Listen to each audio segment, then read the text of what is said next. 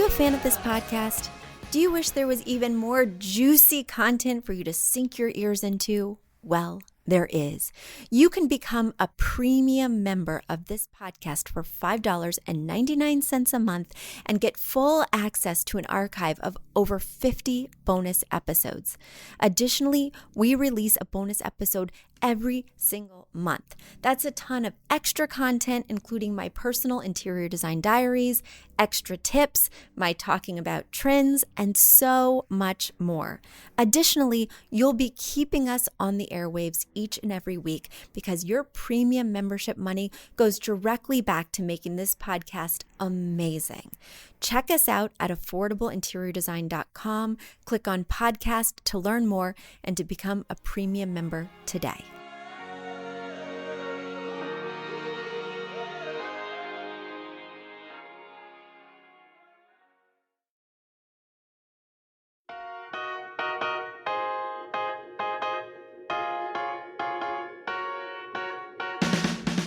You don't need a high-end designer or a lot of money to get a luxe look.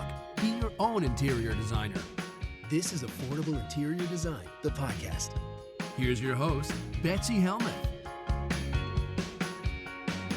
I am officially in spring cleaning mode. I have completely redecorated the storefront here in Dobbs Ferry on Main Street. I have taken down the old pictures, I've patched the holes, and by me, I mean my handyman. Came by, we gotta love Francisco. He patched all the holes, sanded, repainted. I completely moved the furniture around. I put the bed, yes, I have a queen size bed in my storefront, smack dab in the middle of the room. So that way I could divide the room into 3 zones, one near the front windows that would have welcoming seating, a conference table so that people could feel like they could come in, discuss their projects with me. Right in the middle is the bed, which I do think is a problematic placement because I do like to take naps in that bed. No, I really take naps, like right after lunch or whenever I'm feeling a little fatigued, I will lay down in that bed and people can clearly see me in the storefront windows. So that's why I preferred when the bed was in the back and I could hide myself by building a fort out of the large Euro shams. Yeah, all my secrets come out here on the podcast. But I needed to move the bed in the center of the room because I have created a set for AID TV, which is in the back of my storefront space. Because as I was recording the videos for AID TV, which is launching so soon on YouTube, I can't wait to tell you more about it. But as I was recording the videos, it is so annoying to hear the honking, the dog barking. So while I can't completely remedy that as long as I am here on Main Street, I did figure that I would just put it in the back, right? Put it in the back. And that way I will be a little buffered from that street noise, also from the street distractions, because it is really distracting when I'm looking at the window on Main Street and I see a car whooshing by or fire trucks racing to an emergency, or even just like a high schooler who's acting goofy. So hopefully I'll have more concentration and a more professional sounding setting by moving that set to the back of my storefront. As you guys may have heard in my plea for the vote for the FedEx grant, which I don't know if I'm going to get yet, fingers are crossed.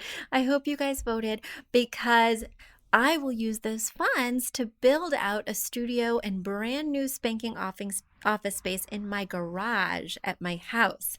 And that way I can make it totally soundproof. It will be in a quieter part of suburbia.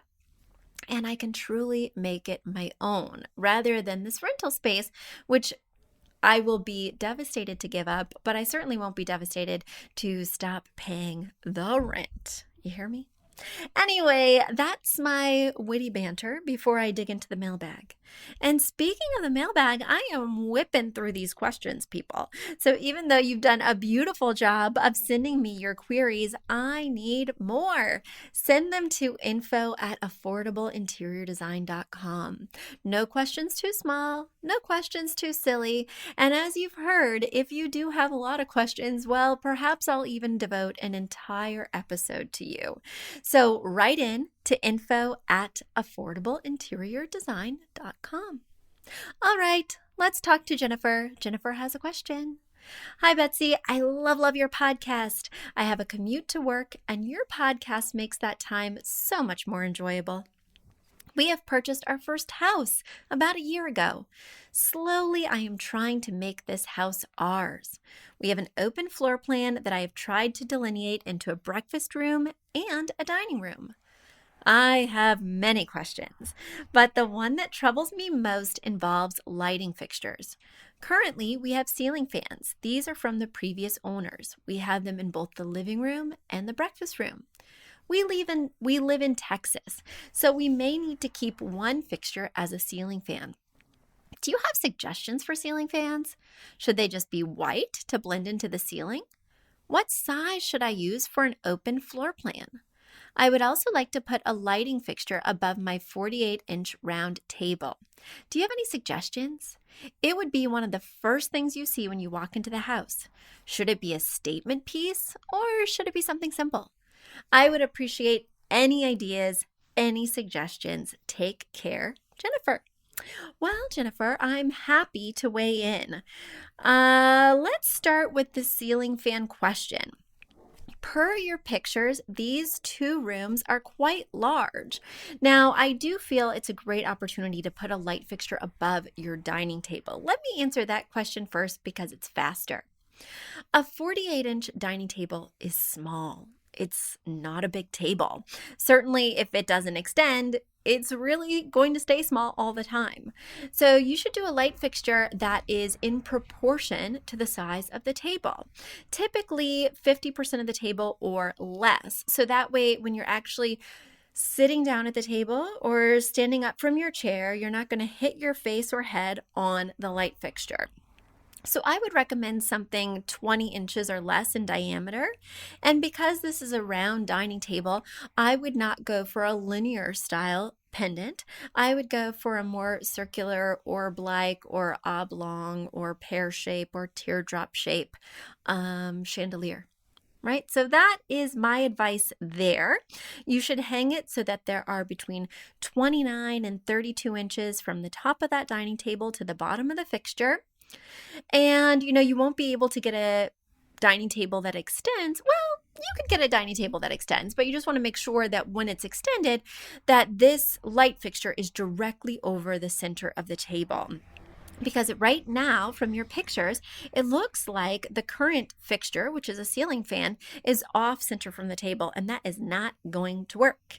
If you're going to put a fixture above the table, it needs to be directly above the table, unless it's a flush mount, right? And a flush mount is a light fixture that's tight to the ceiling, in which case it can just do its own thing. Now let's talk about your ceiling fan questions. Yes, I have a lot of feedback for you on ceiling fans. I don't necessarily think that a ceiling fan needs to be white. In fact, I really only like white ceiling fans in super modern spaces. For instance, a converted loft or just a very recently built apartment building, or like a mid-century style home, perhaps something really contemporary, something super sleek and streamlined, or a bedroom, especially a kid's room. Especially, I tend to put them in girls' rooms, right? That white ceiling fan. In a living room space that's more transitional, traditional, or even just contemporary, I would go with something that's not necessarily white. If it's going to have any elements of metal, then I want the metal finish of the ceiling fan to coordinate with the architectural finishes of the room. For instance, the doorknobs, the hinges, whatever metal finish those happen to be, should be the metal finish that's reflected in the ceiling fan. Now, the ceiling fan could be a combination of metal and wood, right? Especially in a more traditional space. Having a purely metal ceiling fan might feel like too contemporary of a selection. So if you are going to add a metal tone to your ceiling fan, then you want to make sure that it corresponds with the other architectural wood tones in the space. So if your floors are a mid-tone wood, then you want your ceiling fan to be a mid-tone wood as well. Now let's talk about the size of a ceiling fan because this is just math. These are just equations and you should follow them. So one of the guidelines should be if the length of the longest wall in the space is 12 feet or less, then the ceiling fan needs to be 36 inches in diameter or less.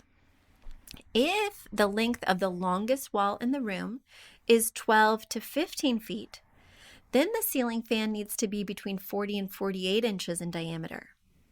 Now, if the length of the longest wall in the room is 15 feet plus, you should go for a ceiling fan that's 52 inches in diameter or bigger. Now let's talk about the height of the ceiling fan. From the floor to the blades of the ceiling fan, you need at least 8 feet. Fans that are too close to the ceiling, they'll trap air. They're not going to circulate the air throughout the room effectively. Now, say you have tall or vaulted ceilings, still, you need from the floor to the blade at least 8 feet. You can even do 9 feet in this situation. And you want to make sure that you hang the fan in the center of the room, ideally. Now, you do need at least 18 inches from the end of the blade to any wall in the room. So say your ceiling fan happens to be off center and you can't change it, or say the room happens to be quite small. Again, that guideline is 18 inches from the end of the blade to the closest wall. All right, that is a lot of information. I hope you took some notes because it's all numbers. It's all math, Jennifer. And now it's time for a quick commercial break. Do you love this podcast? Do you wish you could learn even more? Well, we have an online class bundle. Our online class bundle is comprised of 3 online classes: beautifying your home for less, styling your home, and the fundamentals of feng shui. Each one of those 3 classes is between 30 and 45 minutes long and chock filled with visuals and tips, things that will help you to style your own space or help out with other spaces. Additionally, with the pack of 3 classes, you get an autographed copy of my book, Affordable Interior Design. You get all of that for only $99. Once again, that's the 3 online classes as well as the book for only $99. You just go to affordableinteriordesign.com/classes. Once again, affordableinteriordesign.com/classes to buy your bundle today. And if one of those classes sounded intriguing, but maybe you already have my book or some of the other topics are not of interest, you can buy the classes individually at that site as well. Each class is $40. So head over to affordableinteriordesign.com/classes to get your bundle or your online class today. My next question is from Jody Lynn. And Jody Lynn writes, Betsy, I heard your request for questions, and I think my interior design mistakes could fill months of your podcast. Oh, no. Well, send them in, Jody Lynn. Our mailbag is light yet again. All right, let me dig into this question from today. So you mentioned, Betsy, we moved into our home this past September. I made almost all of the design decisions, and it shows. I didn't really understand your book, but I do now. Some of my choices are too modern for my sophisticated, comfy, transitional home. Number 1, my biggest regret is the kitchen. It is a dark gray formica. I chose what I thought would be a nice combination of matte gray formica, off-white Caesar stone, and black handles. I thought the handles would make the gray look less industrial. Boy, was I wrong. It looks like I have a gray elephant in the middle of my house. I've thought of changing the handles. If so, to what type? I've thought of adding wooden shelves to the right or the left of the upper cabinets. What would you do? All right, so the way that you can help things feel less industrial is potentially to change those handles, because that dark metal finish can feel very industrial. I would change it to whatever other architectural finish is in the room. And by architectural finish, I mean doorknobs, hinges. Look around. Are those things silver? Or are they the oil rub bronze or wrought iron finish that's this dark black metal? Let's say that they are the black metal. Maybe your handles are feeling too industrial or severe or contemporary because they're quite straight. Maybe you want to bring in a curve that will help to soften the visual look of that dark metal. Even if you transition to a brushed nickel, because that's the architectural finish of the other elements in the home, make sure that you incorporate some rounded edges to soften the harshness of that gray. Would I add wooden shelves? It's really hard to say. I mean, come on, listeners. I want you to, this is the same thing I say to my kids. Maybe you're listening to me, but that doesn't mean you're hearing me. How many times do I have to say, floating shelves are not my fave? They're not a thing that I regularly do.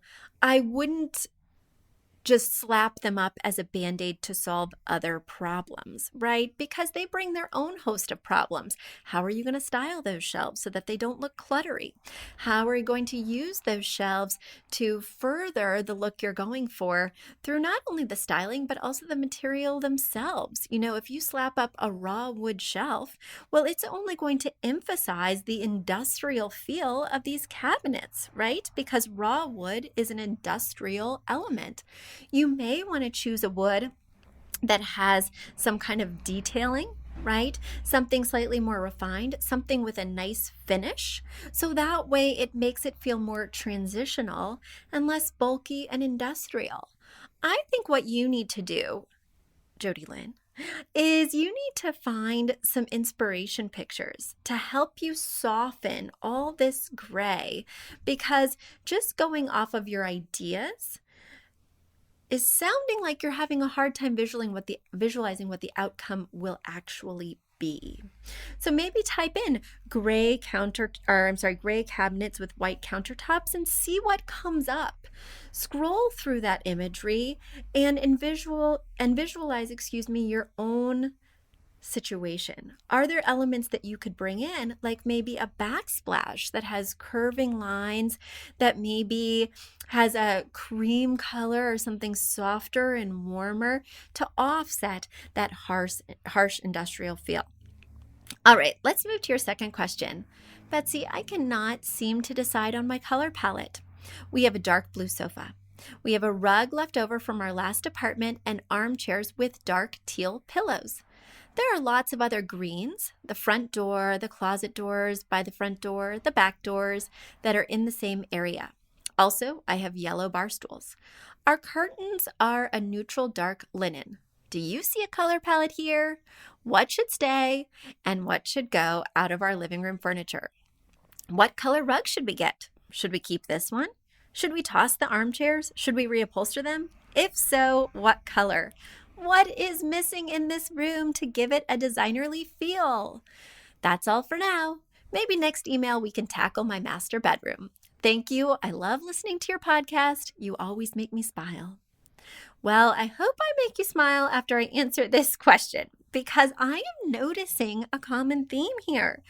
I am noticing that you are listening to the podcast and not hearing the podcast. Jody Lynn, if you were here in my storefront right now, I'd give you a little smackdown and I'd say, what do you need to pull this room together? The answer has always been inside you, Jody Lynn. It's an inspiration piece.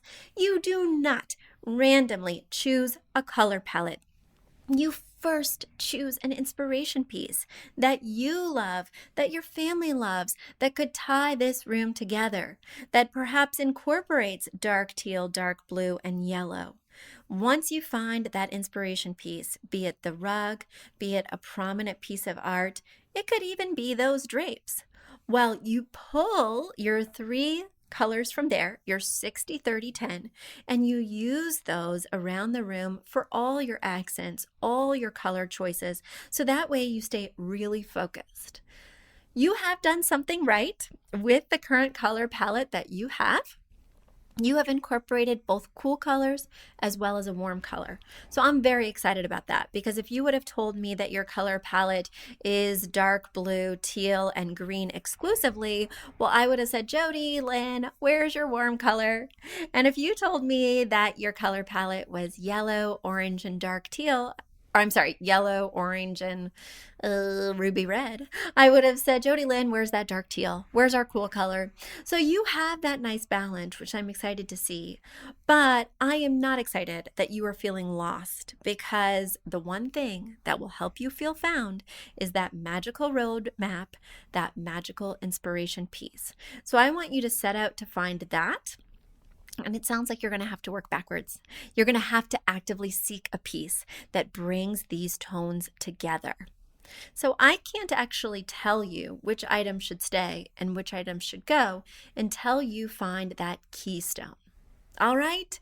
So Jody Lynn, take these ideas I've given you and make sure that you think about them before you send those master bedroom questions, which I am more than ready to tackle, but I will not hesitate to give you a smackdown if I read things that break my rules.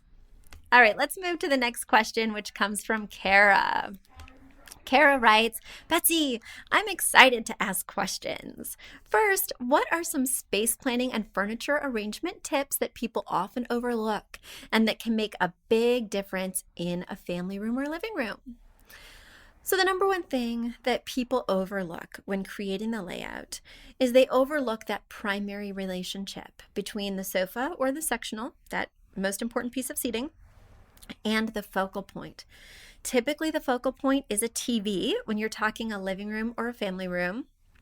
But a focal point can also be an amazing view if you don't have a TV, or it can be a fireplace, which was the traditional focal point before we had TVs. So think about your space and first start by placing or finding that arrangement of only those two pieces, the focal point and the piece of furniture from which you are viewing the focal point. Start only with those two things. And once you've found the optimum arrangement for those two things, then add in all those secondary functions and furniture pieces. Your next question is, Betsy, I'd love any updates you can share on the best places to buy chairs. Okay, so I'll start with chairs because you have a couple other items. For buying chairs, I love West Elm. I love Macy's. If it's just more of a cute accent chair and it doesn't need to be super comfy, then you could look at places like Wayfair or Overstock that have amazing patterns and very adorable styles. But if you do want this to be a high quality, comfortable chair, you're going to need to sit on it before you buy it. That's why I recommend that you go to a store where you can actually experience this chair. And it's why I love Macy's and West Elm here on the East Coast, because they have beautiful showrooms and I do feel the quality of their chairs is great. You asked also about where I buy sofas. I buy sofas, again, only from places where I can sit on these sofas before I purchase them. Because yes, there are stores like Interior Define and Joybird where you can order a sofa online and then sit on it once it comes. And they have an amazing returns policy, so if you didn't like it, you can send it back. But who wants to send back a sofa, especially a custom sofa that you've waited weeks and weeks for, that you've invested emotionally in, and then it arrives and you're like, ugh, we don't like sitting on this thing. I really want you to sit on your sofa. My favorite places to get sofas right now are Room and Board, but it's a little bit pricey. Crate and Barrel, but the styles are a little bit bulkier and again, a little bit pricey. Or Macy's, which has really great quality, an assortment of styles, an amazing returns policy, and great sales. There we go. You're also asking my favorite place to buy beds. The exciting thing about beds, and I'm meaning headboard and frame, not mattresses, but the exciting thing about buying a bed is that you can definitely find amazing quality and great deals online. I got my king size bed, which is tufted with nail heads, has a high headboard, and is just amazing. I got it from Wayfair for $700. It's a very similar look to ones at Restoration Hardware, which were 4 times the price, and the quality's awesome. So I do think that this is an item that you can buy online because the comfort is not really in the bed frame and headboard. The comfort is more in the mattress. And that's the thing that you need to sit on, jump on before purchasing. I think everybody has different specifications for what they feel is comfortable in a mattress, just like they do with a sofa.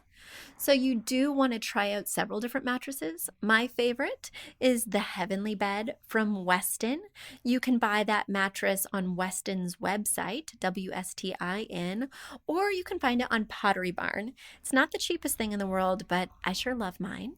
But like I said, the actual headboard and frame, go affordable. Check out Overstock, Wayfair, Hayneedle, Joss and Main, Birch Lane, allmodern.com. This is a place you can save some bucks and use those saved bucks to buy that really awesome mattress. Cara, it was such a pleasure answering your questions. If you do have more questions, you know where to send them. info@affordableinteriordesign.com. Guys, until next week, happy designing. Bye. You've asked for it, and we have answered the call. For years, you've been saying, Betsy, you're talking about all these great design concepts, but we can't visualize them. You're describing the picture that the listener sent in of their problem, and we wish we could see that picture too. After all, a picture is worth 1,000 words, and I do my best to describe them, but there's nothing like seeing it for yourself. And that's why Affordable Interior Design, the podcast, now has a YouTube channel. Not only do we have a YouTube channel where you could see recordings and clips of these podcast episodes, we also have an Instagram, a Facebook, and so many other exciting things. You should check it out. Head over to affordableinteriordesign.com/links. Once again, affordableinteriordesign.com/LINKS. links. And when you go there, you will see links to our YouTube page, our Instagram page, our Facebook page, and more. Please check it out, follow and subscribe so you can see everything I'm talking about.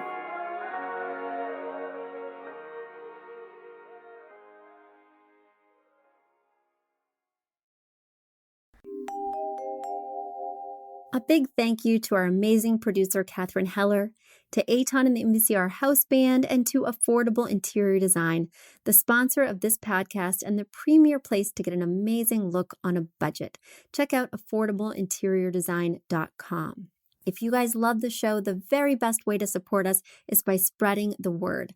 tell your friends, or write us an awesome review on iTunes. So until next week, guys, thanks so much for joining us, and I'll talk to you soon. Bye.